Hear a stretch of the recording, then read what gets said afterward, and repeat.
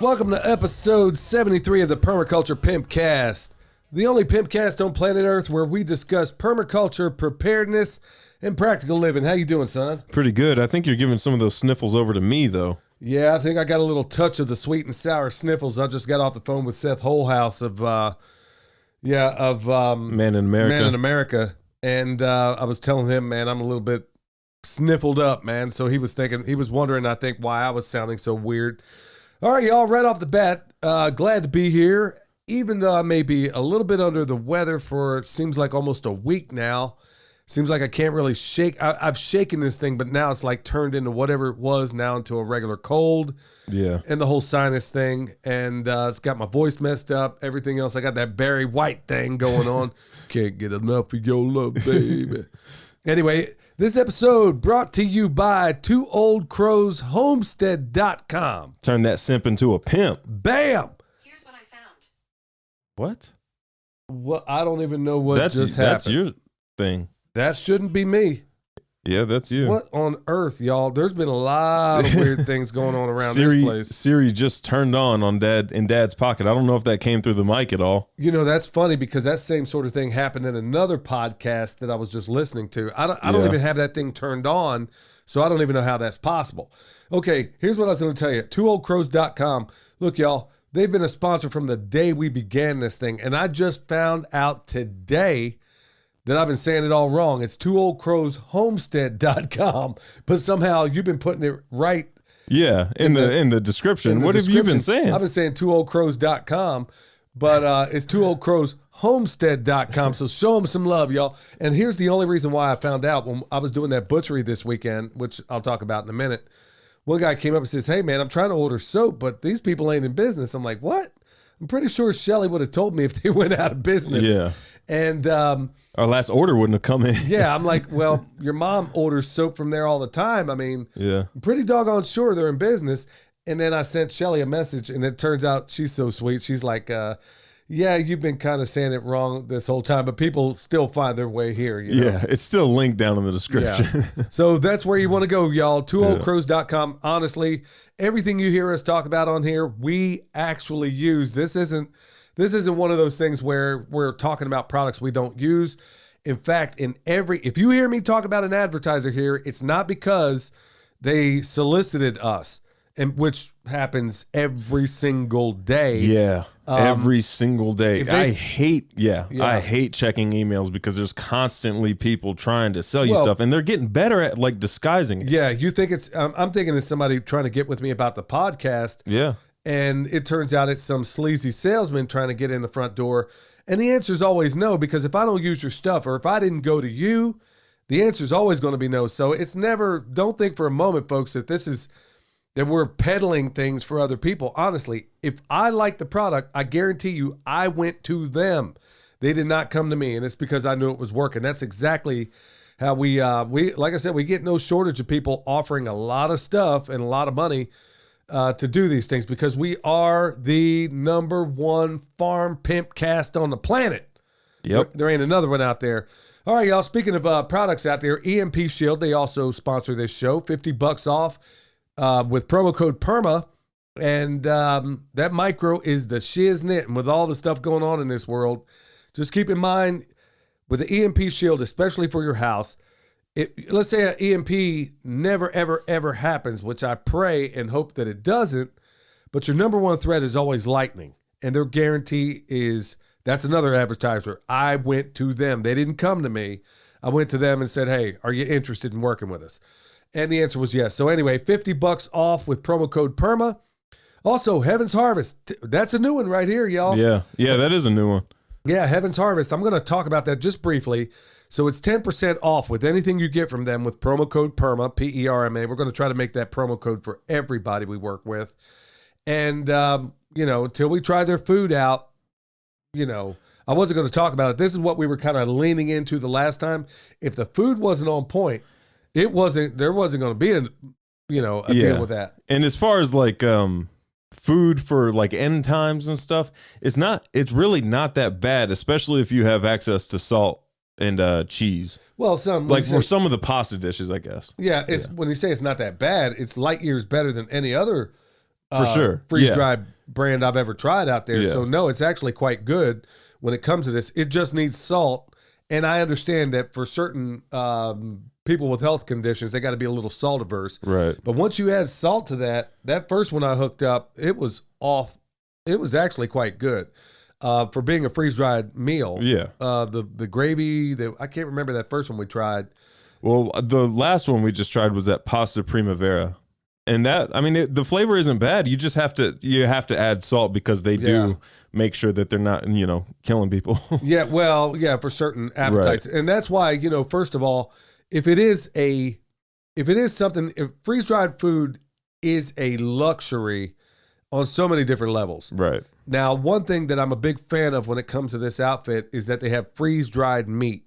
And if you don't have a freeze dryer like we do, and you freeze dry your own meat, well, that is the area, because typically what we've recommended, and we've done at least 2 videos on it, was how to put back food for hard times. Because long before we got into permaculture, we were into preparedness forever and a day.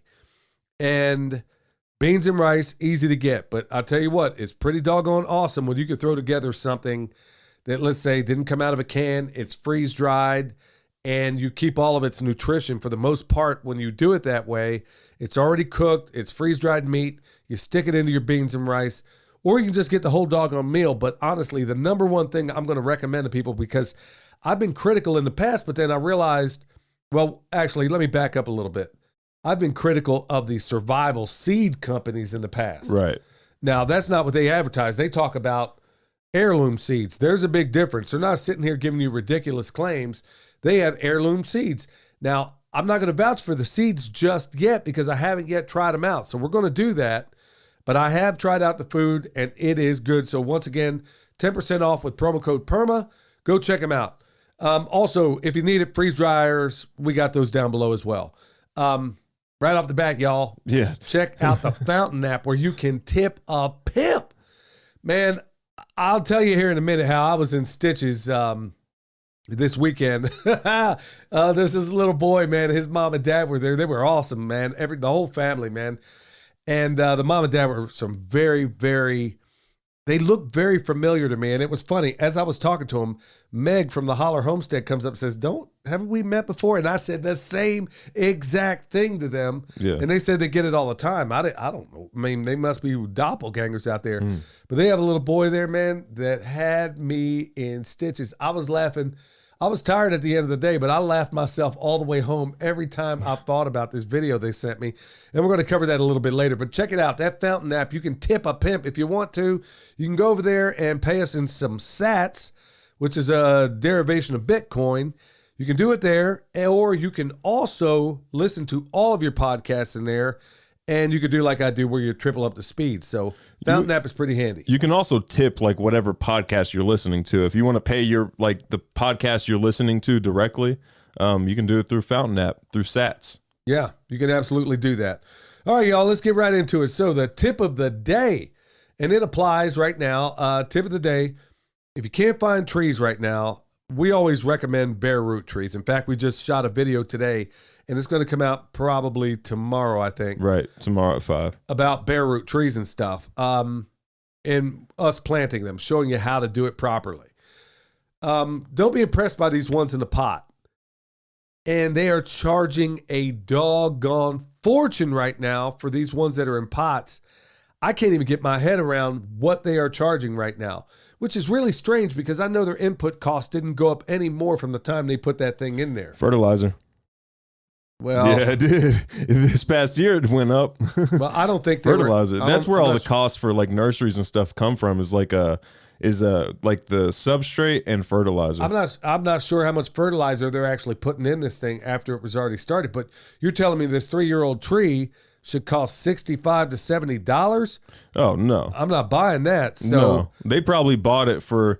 Nurseries probably bought it for like a quarter of that price to maybe a third of that price, and then they increased the sell. I don't think the price. I don't think they did any of that. I think in so many different cases, a lot of people are gouging right now because they can get away with it. Everybody's fearful. People are buying stuff.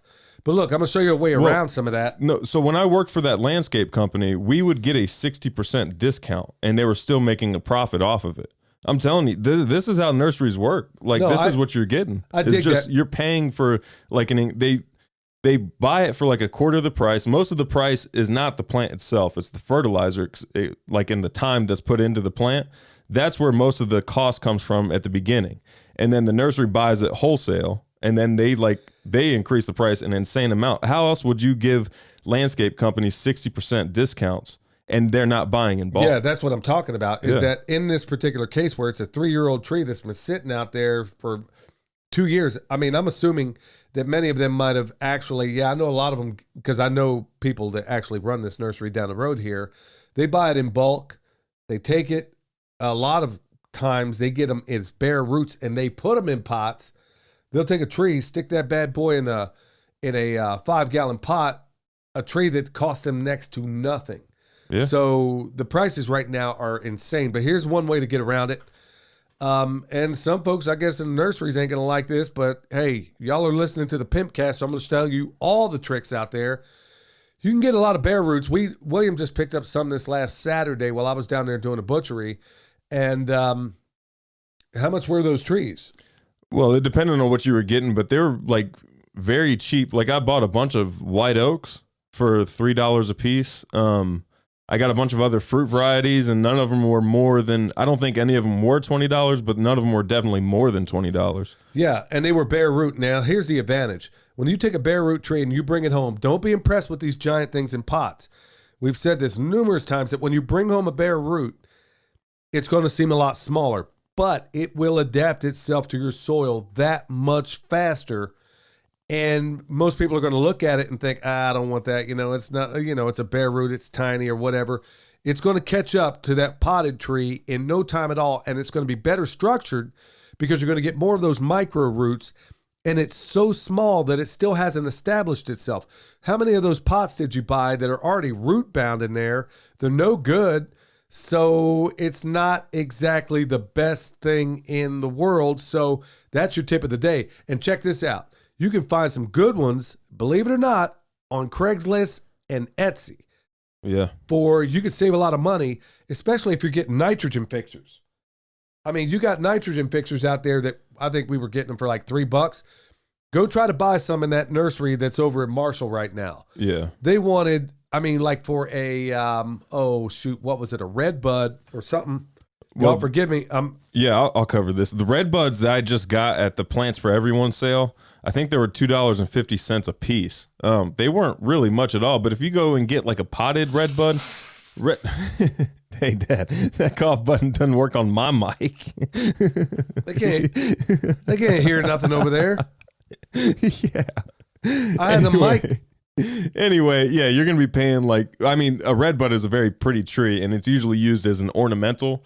So they're selling it to usually a upper scale clientele if they're selling red buds that are potted. So you're going to pay some good money for that. Yeah, but how much was it as a bare root? $2.50. There you go. So find those opportunities, and you can absolutely find a lot of these deals on Craigslist, even some of these fruit trees, because you're not competing. I mean, remember, don't be impressed with these things in pots or just because they came from a nursery, because one of the tricks they're doing is they're taking something that would ordinarily be in a 1-gallon pot, sticking that sucker in a 5-gallon pot, and they're getting it. You get it home just to find out that most of that stuff, you could tell it's the tree is not that old. There's a lot of rip-off stuff. Like I said, in the past, there's been, I'm sure there's a lot of good people running these nurseries, but man, there's a whole lot of gouging going on too. If you want to do it really on the cheap, you could take your hand at grafting, order rootstock and scions, and then just do really whatever you want. Or better still, it takes some skill, but it's the cheapest way. Well, it's probably not that hard with a grafting tool. No, you can, but it still takes practice. You can order rootstock. Here's another little tip since we're at it. You can go get rootstock for next to nothing. Or you can even grow your own rootstock. I'm sure there's tons of videos out there. 9 times out of 10, you lay it sideways in a ditch, let it grow up, it sprouts, and then you cut those off, and then bam, there's nothing to it for most rootstock. You could even, in some cases, you could take seeds, put them out there. Let's say it's an apple tree. You don't like the tree that comes up, just graft it right there. Yep. You can overgraft this thing several times, many times with an apple. So there's inexpensive ways out there where Matt and Gabby at Farm for a Living or Homestead for a Living. They're doing a whole lot of that right now. This isn't that difficult. I mean, at the end of the day with grafting, if you just line up the cambium layer from your rootstock to your scion, I'm sure there's tons of videos out there. In fact, we might even want to do some in the future. We have done one in the past. We've done one, but we need to redo it. That was, I think, when we first moved to North Carolina. Yeah, and we weren't exactly all that great at filming at that time, so it was one of our older videos. It isn't that difficult, but yeah, look, if it's keeping you from buying trees right now, seriously, consider Etsy and Craigslist. There are some good deals out there. Yeah, they are. So let's get into the farm news. This last weekend, this Saturday. Let me see, what is today? Yeah, Monday. Monday. Yeah, you just never know what day it is anymore around here. Saturday, I went out there and I helped out Ben Holler. I was basically his assistant out there doing a butchery, man. He hit it out of the park, and so did Meg.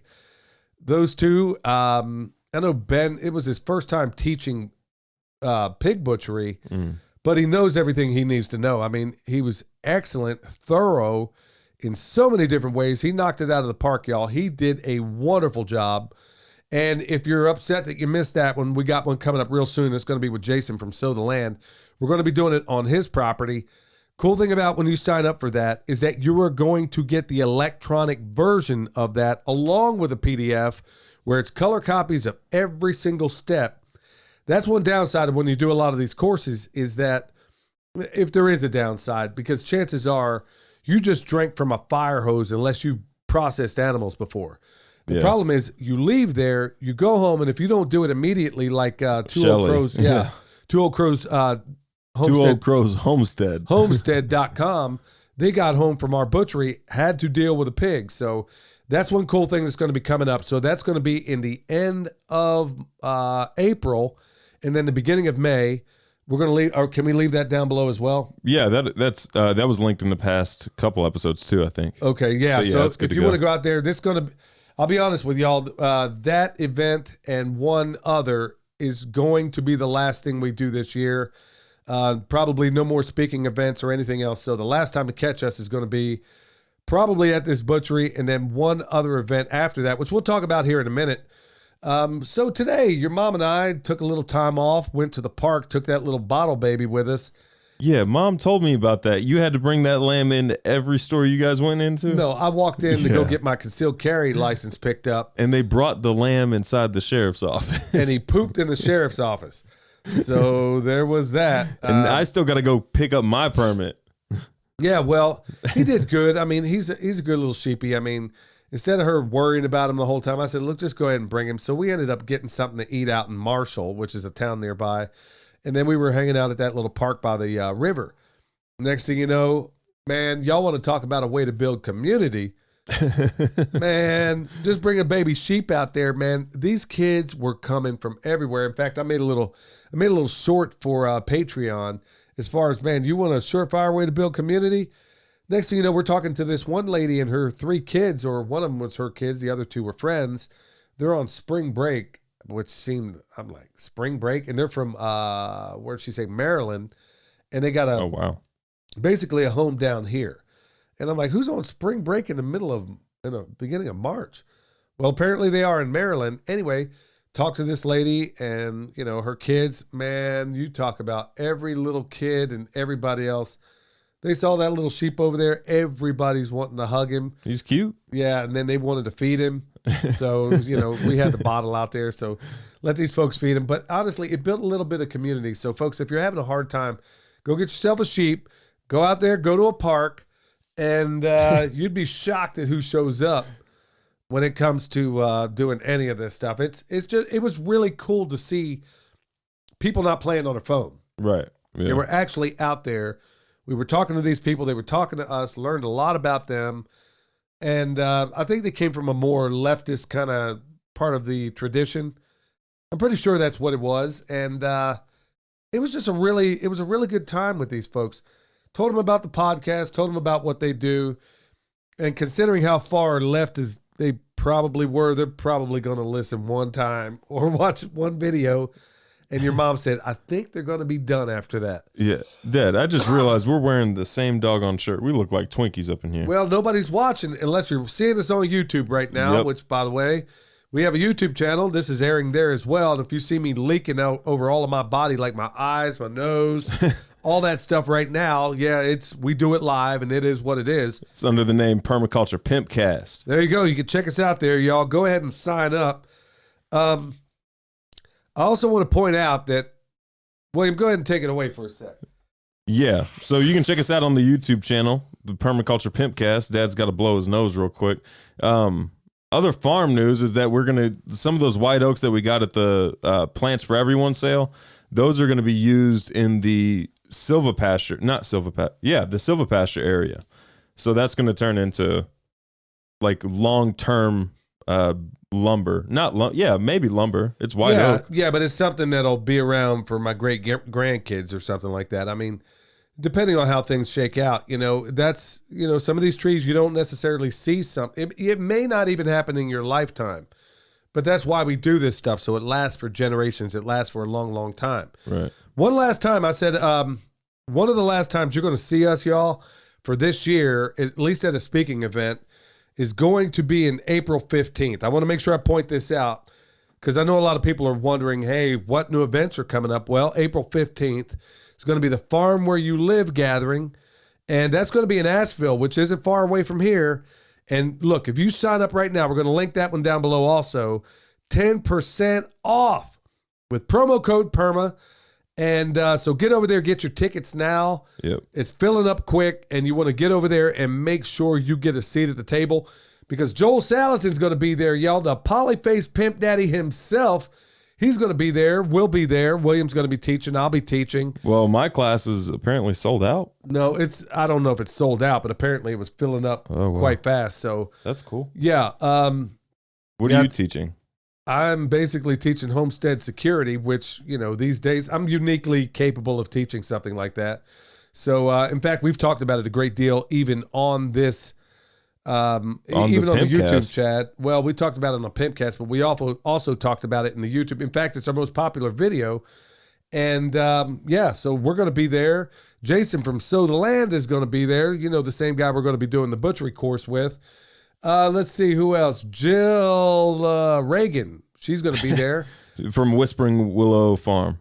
Yeah, I'd never heard of her until recently. And then let's see here. Like I said, Joel.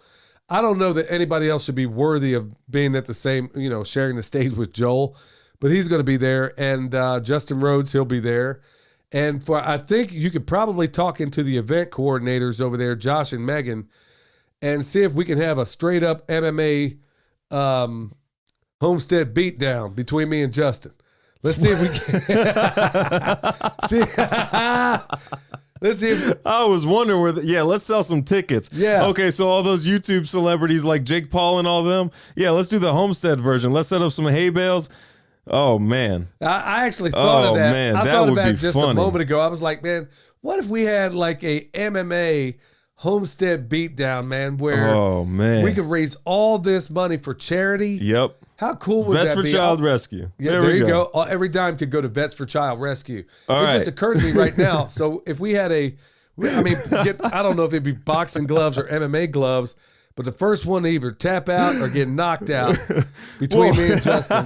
What happened to an exhibition? Exhibition, dude. I'm talking, dude. It's for Vets for Child Rescue, man. I'll go in there. Oh, my goodness. I'll go in there and get it on. I mean, I'm thinking, how cool would it be? I probably got a decade on Justin anyway, dude. So if I go in there and whip up on him, I mean, dude, I was just thinking, how much money could we raise for a really awesome cause? People could sit there. I don't know what they'd do with it, but if we had like a homestead, we could put it in brackets, dude. So somebody's got to fight Jason right off. Hold on. Jill, I've got to fight. I hate to tell you this. Okay, so you're going to fight Jill. What? Okay. I can't. So, what? So it's going to be bad if it comes down to 185 pounds. I cannot fight Jill. Luck of the draw. So it's either Jill, you're going to have to fight Jill or Jason at this thing. I don't know how it's going to work out. Maybe we can outsource. Maybe we can get some. I've been doing all this jujitsu lately, Dad. I don't know how many of these homesteaders. Hey, I'm also considerably younger. Yeah, well, there is that too. But I'm considerably older. And I'm all jacked older. up on this deer antler stuff. Yeah, dude. I go. No, I'll tell you what. I'll say, USADA better not show up. I'll say, hey, Justin, your best fighter in your family against the best fighter in my family. So you'll be out there like Kramer on Seinfeld, beating up 12-year-old kids. Oh, man. Send them all out.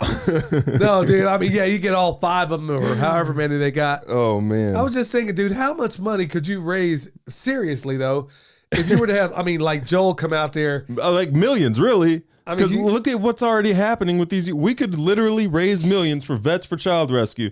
Hey, if anybody knows how to set this up like legitimately, let's do it. Man, hey, what if we branched out to other podcast like genres and stuff, like other YouTube genres? Man, this thing's going so far off the rails. All I'm doing right now is imagine Joel in a wrestling singlet. You know how Joel always wears suspenders? Oh my goodness. Have him out there take his shirt off. I can see headgear. Dude, we can have Joel kill a chicken. Check this out. Have Joel process a chicken, take the blood, stick it under his eyes, have him rip off his shirt and just punch the first person he sees. How cool. Joel's, ooh, this is the poly. You just got knocked a blank out by the polyface pimp daddy.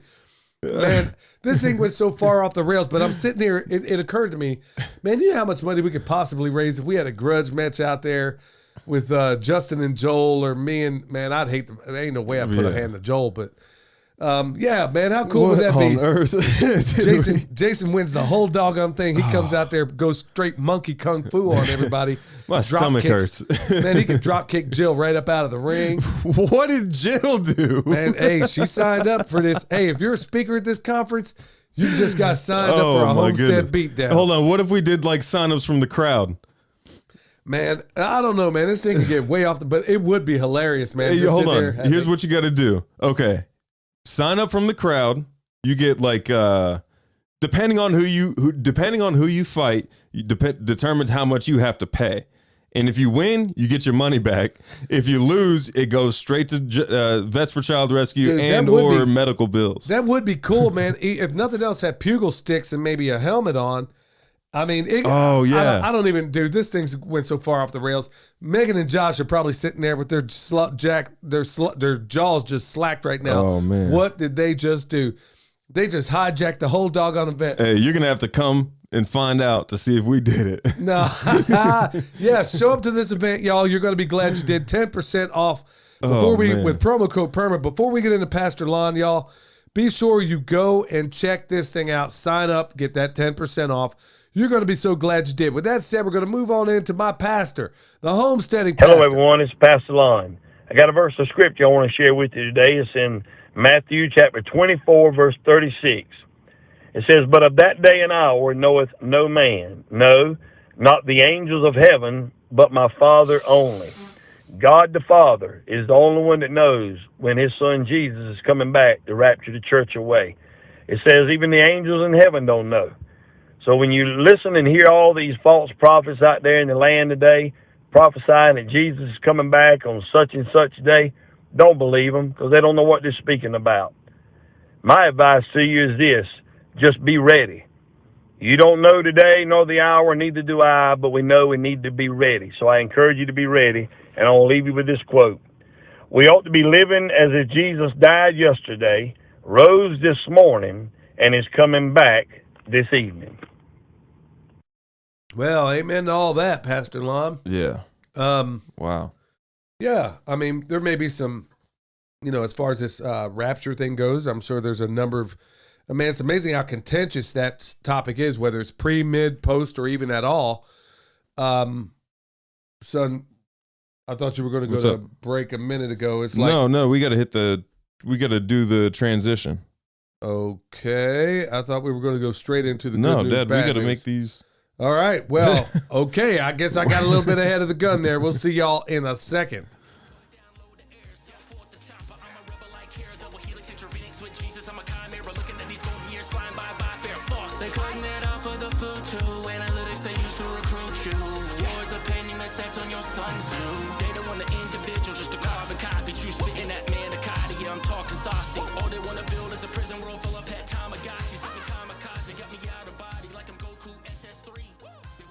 Well, that's the problem with live radio, y'all. Some things like that happen, and it's not like we got studio engineers around this place.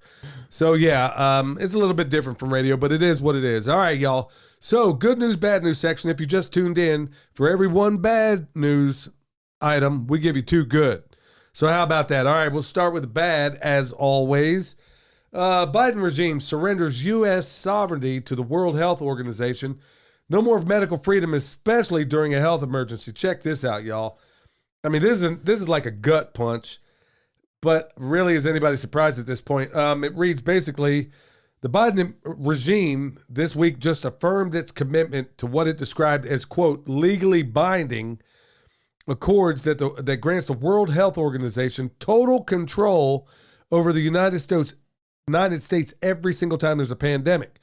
So basically, a statement from the ambassador Pamela Hamamoto at the WHO's 4th meeting in the Intergovernmental Negotiating Body, yeah, say that 10 times, opened with a canned condemnation of Russia's full-scale invasion of Ukraine. Don't get me started on that. Calling it unprovoked and unjustified war, and then segues into the Biden regime's commitment to the, quote, pandemic accord, which is described as a major component to the global health architecture for generations to come. Wow.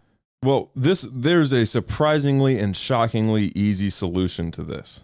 Lay it out. Civil disobedience. There you go. Whenever they start doing this, all these mandates and all that stuff, all we have to do is say no. Like, you don't have the ability or the force to, like, they are only controlling us because we allow them to, because it gets slightly uncomfortable. And then like one person asks you, where's your mask? And then you just give in, and then you go in the store, and then you just forget all about it. Like, that's what's happening. And it worked very well for the past, 3 years now? Well, there are a number of people at this point that are suspecting that, okay, since the first one was clearly contrived, and they got a bunch of people out there to get jabbed with this stuff. And thank God it seems like there's a fair number of placebo that was put in this thing, or things that were just inert because they were mishandled.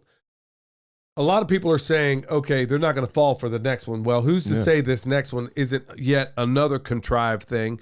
Because you heard it from Bill Gates and all the others that they plan on coming out with something else. Well, who's to say they don't come out with something that's really, really deadly at this point?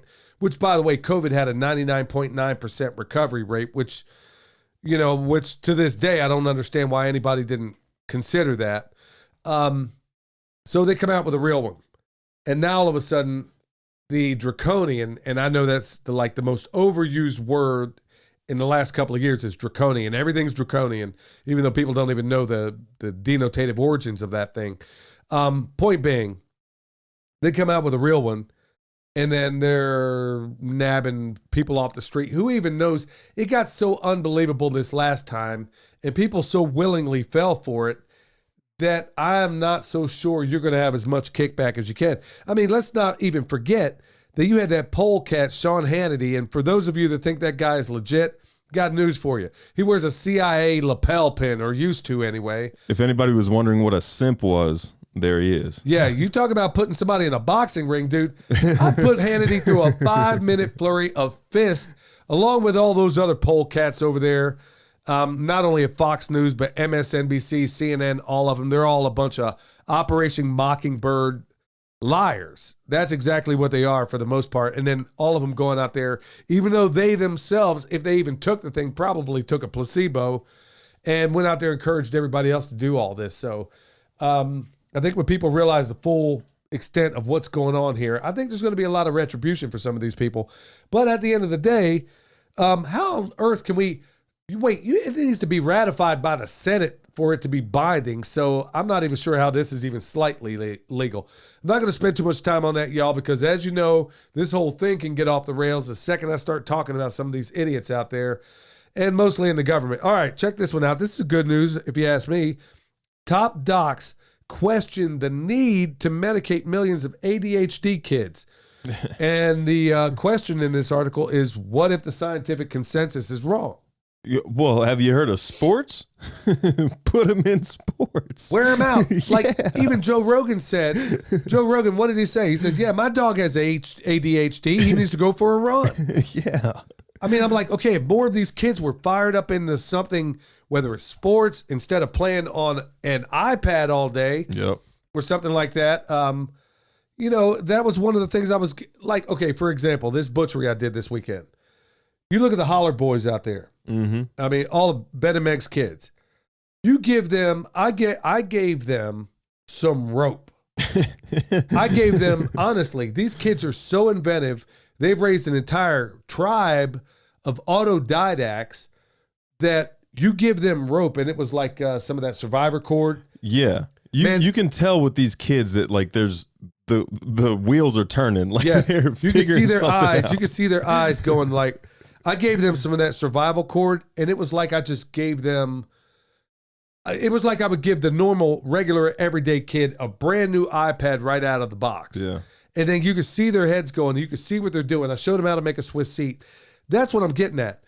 So all these kids with this ADHD and all this other stuff, are they sitting in front of the TV all day long? Are they in front of an iPad or an iPhone or whatever else? Or are they out there being active, being imaginative, doing things that are only going to make their minds, I mean, wear not only their bodies out by making them go out and play, but you're also wearing out their minds in the most positive way imaginable, where you give them something, okay, here's a piece of rope.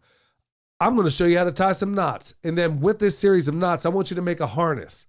As part of what I'm going to be doing at that festival coming up on April 15th. So we're going to be, also, I digress a little bit. We're going to be talking about Homestead knots, but it's also the kind of class, a workshop, where kids, the right kids, Right. these days, are absolutely going to find it fascinating. Frankly, I haven't taught this class since, you know, this was more of a preparedness type thing. I haven't taught this class for years, really, and now I've added a bunch more cool things to it. But really, the imaginative kids out there are absolutely going to find this fascinating. What's the other good news, Dad? All right, so yeah, at least apparently mainstream science is starting to wake up a little bit, not all the way. All right, well, here's another thing. People are waking up to a certain extent. Like we've talked about it before. Joel Salatin talks about the homesteading tsunami. Well, apparently there's also a groundswell of people out there that are realizing, we're seeing a whole lot of lies out there. So the title of this article is Gaslighting. Conspiracy theories, and I hate that term, already proven true in 2023. Okay, I'll just give you a brief list of them here. So gas stoves in peril, that's one. The COVID origins, we just kind of leaned on that one a little bit ago. Yeah. So that all turned out to be a lie, and now even the mainstream prostitutes are talking about it. The COVID vaccine, supposed to be effective. You were never supposed to get it. Remember, there's how many, how many politicians, all the way up to Biden himself, talking about how you take this shot, you never got to worry about it again. Well, the vaccine, you know, complete garbage. Mandatory masking and the effectiveness of that. Or lack of effectiveness. Well, you could go up and tell somebody, and I was doing it for a time, and then really I got to the point where it was making no good. It was doing no good absolutely at all. When I'd go up and say, you'd see a person wearing a mask, and they would like lean away from you because you didn't have one on. And I remember being at a, it was like not a Whole Foods, but it was one of those places where it's kind of like a Whole Foods. You go in like they got the food on the buffet or whatever. Yeah. I was hungry in there, and this lady kept like inching away from me whenever I get within her, quote, 6 feet. And I said, wow, she gets far enough away and she's on the other side. I'm like, wow, can you smell whatever it was? I don't recall what it was I said. She's like, yeah, it's delicious. And I'm like, virus particles are considerably smaller than the food you say you can smell through that mask. Yeah. And she was appalled. Got out of there, and I'm like, okay, no amount of evidence can shatter a faith consciously based on a lie, okay? And we saw all that. So the mandatory masking, I didn't mean to go digress on that. Okay, so one of the most recent ones in this article, the air and water in East Palestine. Told you everything was great, just like they did after 9/11. They say, yeah, it's safe to breathe the air, knowing full well that they were breathing some of the most toxic stuff out there, and now firemen and all these first responders on 9/11 dying left and right of cancer. out there every single day, and they were told not to mask up. Don't even get me Like started. your on safest bet is almost believing the exact opposite of what That's exactly mainstream what I news do. is. Yeah. That's exactly what we do. If never, how did that I mean, saying go? that's going to be, but be cautious as well, because eventually they're going to catch on to that as well. So like, Right. there's also conspiracy theories that are just implanted to kind of throw you off. Right. Like that'll be 70% correct. And then the last 30% will be yeah, I mean, it'll just be Well, false. what do they say? Never believe anything until it's officially denied. Right. Twitter files. Okay.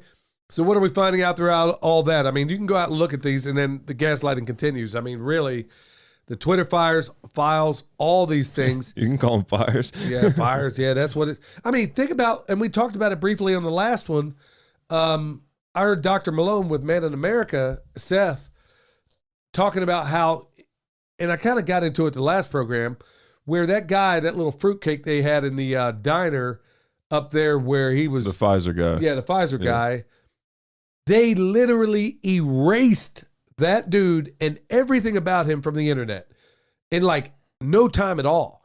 That comes out, that tells you the leverage that they have and how they can memory hole so many different things. Well, I didn't forget about it. Just like some of those things we talked about before, like Fukushima. Right. Ain't nobody talking about that, and it's still dumping tons and tons of radiation in the Pacific. Fish is my favorite food to eat, and I won't eat it if it comes from the ocean because of Fukushima.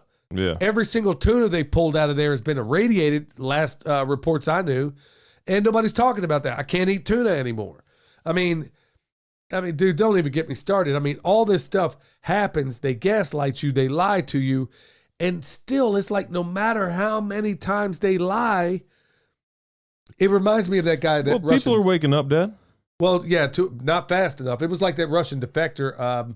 Man, I can't think of his name, but he says, you know, in Russia, we had a media system that was every bit as corrupt as you have in America.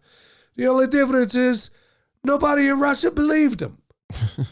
But I mean, that was the thing. He's like, everybody knew that they were lying in Russia, and somehow here in the United States of amnesia, we haven't yet caught on. I mean, despite everything as far as I can remember. All right, y'all, we get back to it, straight into the topic.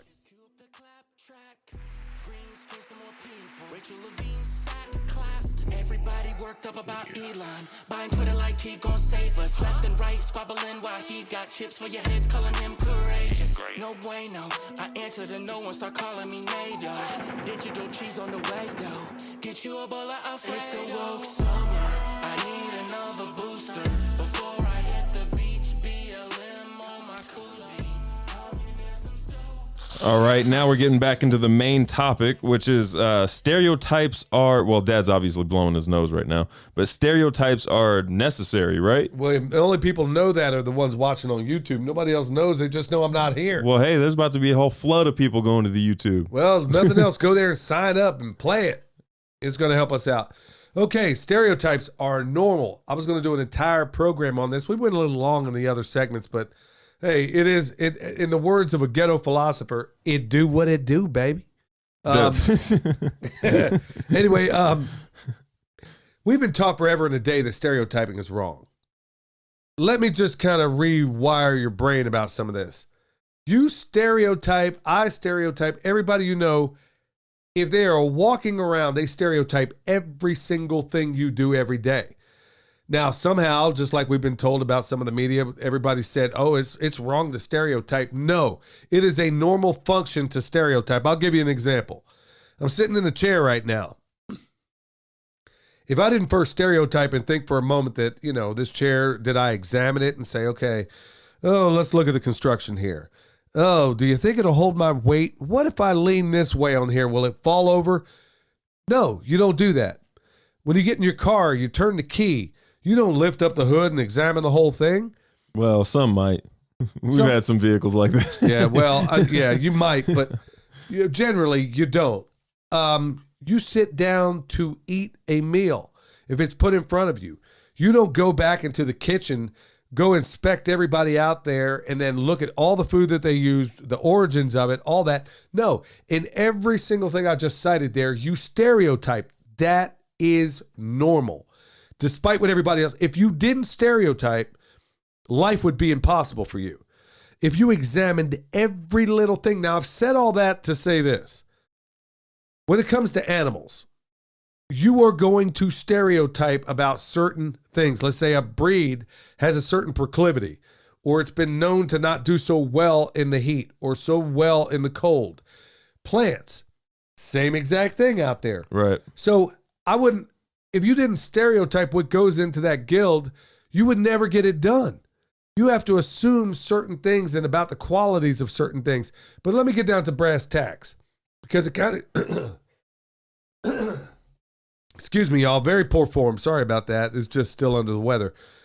When it comes to people, that's when everybody seems to have a problem. Even though you stereotype every single thing, every function in your life, you stereotype.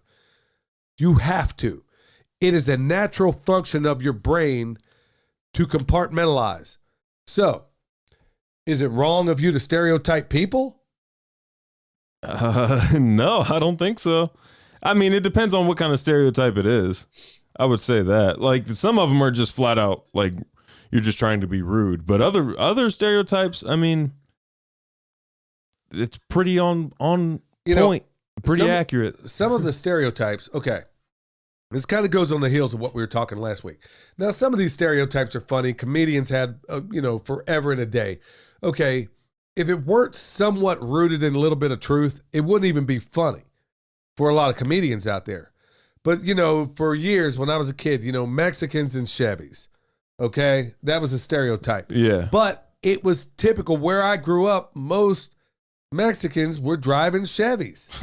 They were. Otherwise, it wouldn't be funny. Man, I'm going to say this, and I don't care who gets offended. Black people and chicken. Y'all, I can put the hurt on a bird. And I ain't even mostly black, but I got enough of it in me. I tell you what, black people with fried chicken and watermelon. Hey, y'all, we did a little experiment one time in the Army, okay? Me and my buddy Jorge was this Puerto Rican dude. He was unaware of some of these stereotypes. We were at the mess hall at Fort Bragg one time. And of course, nobody cared about political correctness back there. And so I remember to this day what was on that chow line. And where we were in the 82nd Airborne, they fed you garbage typically. And they had on that day, they had pizza and fried chicken. And then Jorge, he's sitting there. I'm like, hey, Jorge, I'm just joking around with Jorge. I said, Jorge, hardest dude I ever met, by the way. I mean, Jorge, I said, how much you want to bet? I was like, I knew he didn't understand because he barely spoke English. He literally just got on the boat from Puerto Rico in basic training. I said, Jorge, I'll bet you every black person that walks through that line gets the fried chicken. And sure enough, he's over here ready to bust a gut laughing because every black person that came through that line got fried chicken. And you know what? I got fried chicken too. So, I mean, between the pizza and that barnyard pimp, yeah, I was going with the fried chicken. And it was funny. Every white person that went through that line got pizza. So it was equally as stereotypical under the same circumstances. So you could easily say, oh, given the choice between pizza and fried chicken, there was a few white people that got the fried chicken, but it was overwhelming. It got to the point where we're sitting at this table inside this chow hall. We're done eating, and we're just sitting here collecting data, I guess. So it was something of a stereotype. But now let's also, that's a humorous example of it, well, I guess depending on who's listening to this, but let's also consider, this is one of those preparedness things. So let's just pretend for a moment you told your kid it's wrong to stereotype certain kinds of people. I'm going to tell you that maybe you might want to reconsider that. So let's say these are impressionable kids. Let's say you grew up in the country, and let's say a little small town like Tonganoxie, Kansas. And then every time you came to Kansas City, you were being shaken down by a black person every single time you went there. But these kids have been told to believe, just like we talked about in the last program, they've been told to believe, oh, well, it's wrong to stereotype. Well, hang on, Every single time I go to Kansas City, I get robbed and shaken down or mistreated by a black person, is it wrong if I'm stereotyping everything else in my life, from the animals to the plants to the chair I sit in? Is it wrong for that person to come to the conclusion, if every single time they come across a black person in downtown Kansas City, and every single time without question it is a person that is misbehaving, is it wrong for them, son, to stereotype? No, I don't think so. But I think it would be narrow-mindedness to expect or to think that every single black person is like that. You're a small town country person. You know, you see very few black people, but every single time you see them now, I'm picking on black people right now, but believe me, the net's going to get a little bit wider. Because I mean, there's other things where every time I go into an Asian, for a while there, every time I would go into an Asian store when we lived in Oklahoma, every single time I'm handing out money to this guy, they will try to quick change you on the way back, meaning these guys would always, and it happened so often, it wasn't just me. Every single time you go to an Asian store, they would rip you off or try to get you to walk away from the counter because there was a line of people waiting behind you at the little corner store.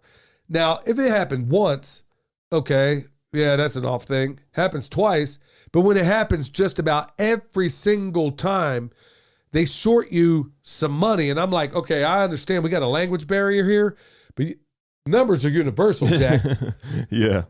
And then you start comparing notes, and then every single time you turn around at one of these Asian grocery stores, these guys are robbing you.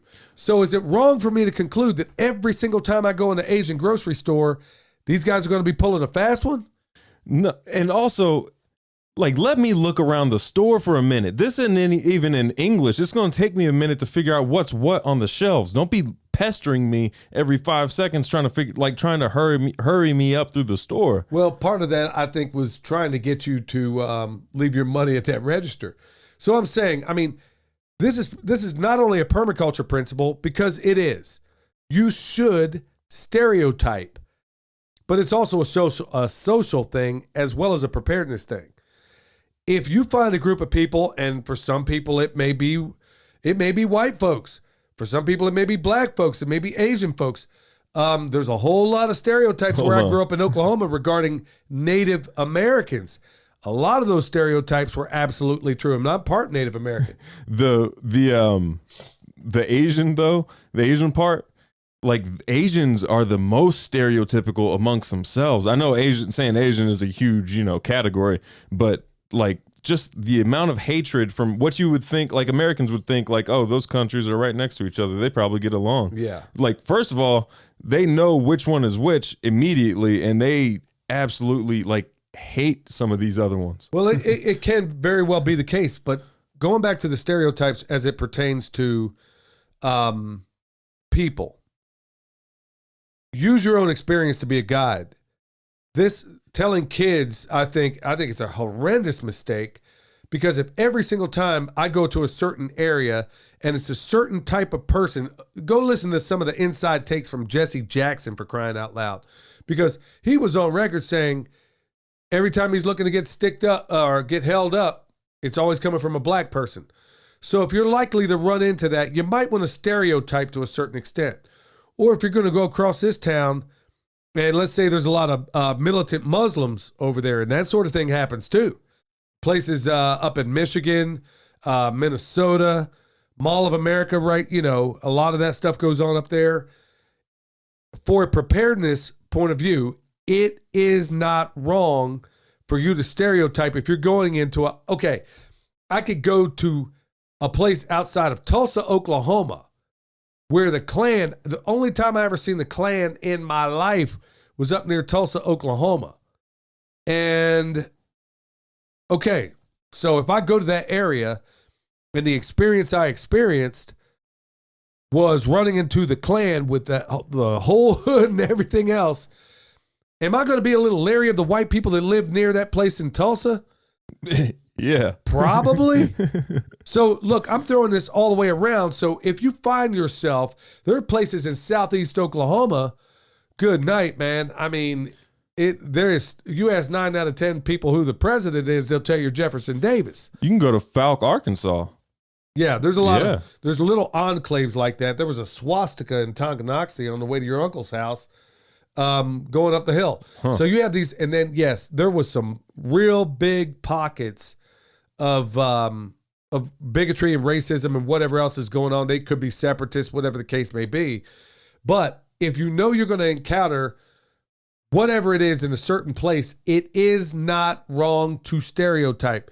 If I go into the hood, you should expect to be accosted by black folks. If I go to a Native American reservation, I can expect that the people I'm going to run into there, depending on which reservation, because they're not all created equal, you see what I'm saying? You're going to have to know that when you go into a certain area, and I like I said, it applies itself to everything. But this whole notion, I heard it again, that's why I wanted to do a show on it. Oh, it's wrong to stereotype. No, it is a life necessary thing to stereotype. You stereotype every single thing in your life. So why is it wrong to stereotype certain people that behave certain ways? That is a way to keep yourself alert and alive. All right, so we're going to jump right into the Q&A thing right off the bat. Son, you got some recordings you want to play? Yeah. Well, we're not going to be able to play them this time. We'll play them the next time. But we do have some comments on the Fountain app. Do you have any emails ready? Yeah, I got plenty. Okay. We got one from Erlen. He's basically writing in from Norway. Says, just started building our homestead in Norway with my wife and our 2 little kids this winter. Awesome. Really enjoying seeing the interaction between you and your son, and I really want that with my son when he grows up. It takes work. You're going to have to do a whole lot of stereotyping, and no, I mean really, it's you have to teach those kids how to stereotype over there. Obviously, you're going to have to assume that all polar bears might eat you.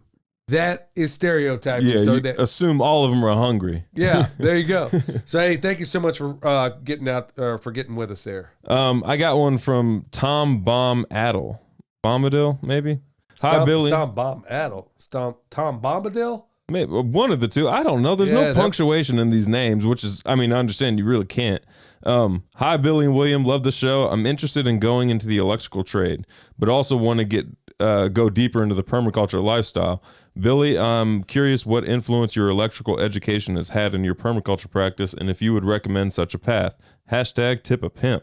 Yeah, I've been saying forever and a day that if more craftspeople would get into permaculture, it would change this thing upside down. A lot of them don't because, as we've talked about before, a lot of this space is occupied by a lot of people on the left.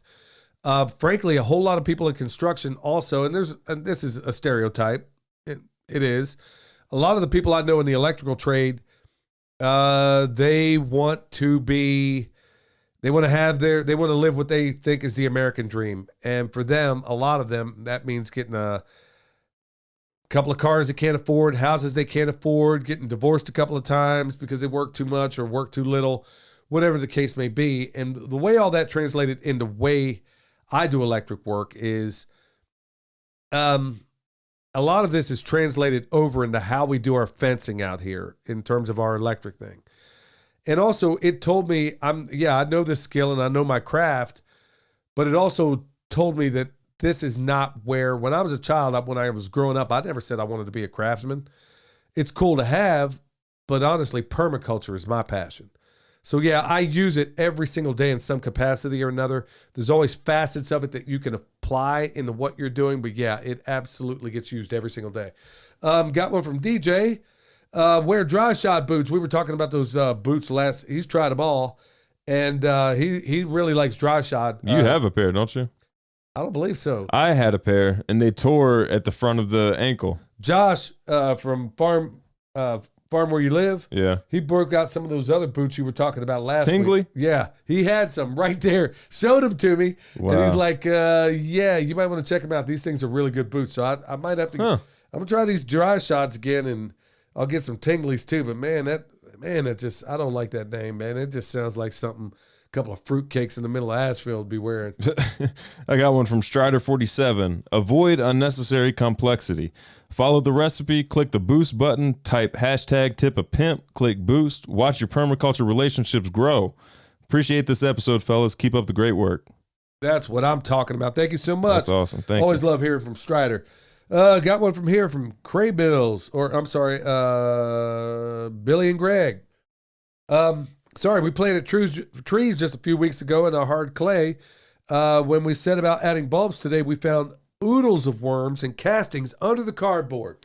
Oodles seems the best way to explain like a whole bunch of worms. Oodle, like you got, that's the only thing. Yeah, that seems to work. They look like snakes in heat when they're down there. But hey, that's what the cardboard does the trick, y'all. Despite what some permaculture designers tell you out there, I'm all about that cardboard. Yeah. I got another one from Strider47. Well, that was a riveting. He's talking about the responsible use of the N-word.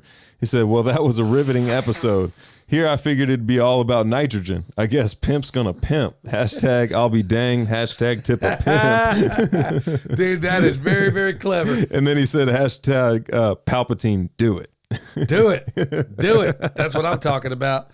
All right, from April here. Good evening. Man. Just received my order. I'm hopeful that it's going to solve my deer problem. She's talking about clearly bone sauce. I'm having to replace a 3-year-old orchard because the deer have eaten it down to the ground. My question is, the best way to store the jar, should I refrigerate it, and how long is it good for? Well, you want to get it on, if you can, as soon as possible, because it's going to, you want to put it to work. If you do have to, it's best if you put it in the fridge. It works that way, but don't be shocked if when you go back to it, there's a white skim over the top of it. That happens. You'll just have to scrape it off and then get to the stuff underneath. Or warm it up. Yeah, but either you're way, going to need to warm it up to paint anyway, really. Yeah, you're always going to definitely want to have that stuff at a room temperature. That way you can get it on your paintbrush and stick it on there proper.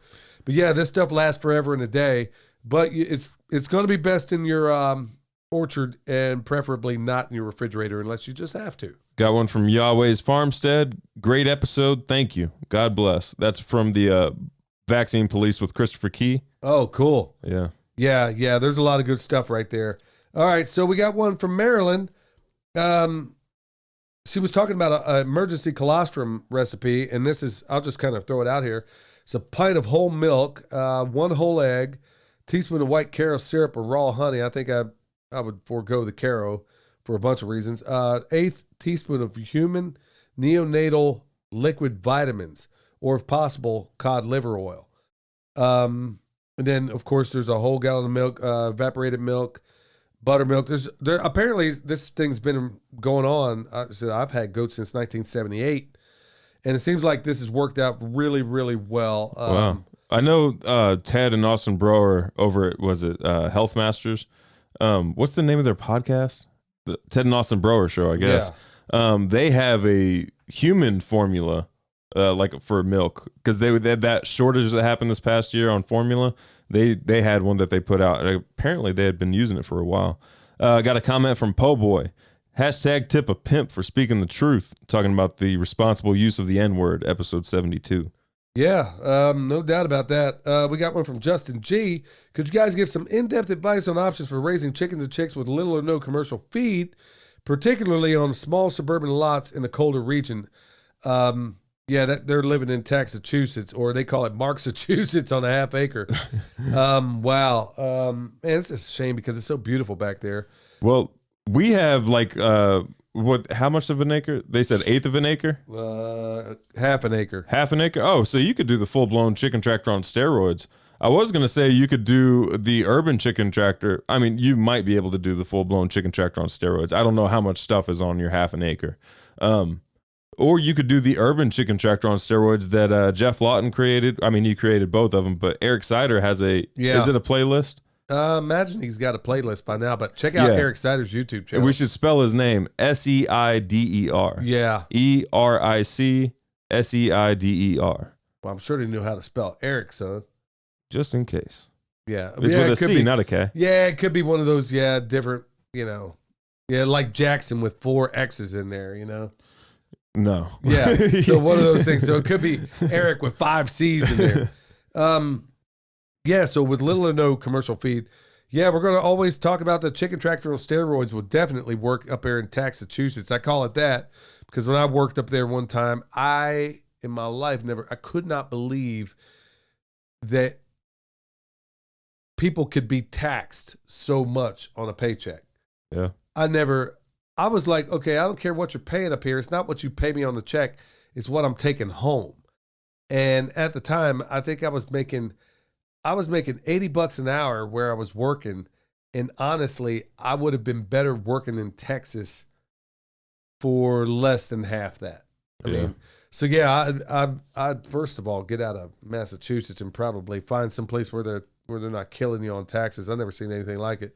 But yeah, at the end of the day, chicken tractor on steroids works in pretty much any environment. Yep. That's always what I'm going to suggest, or something like what Ben and Meg Holler are doing over at the Holler Homestead. I know that you aren't particularly comfortable with praise and thanks, so thank you. This message and attached photos is confirmation that what you do matters, and please take a minute to recognize.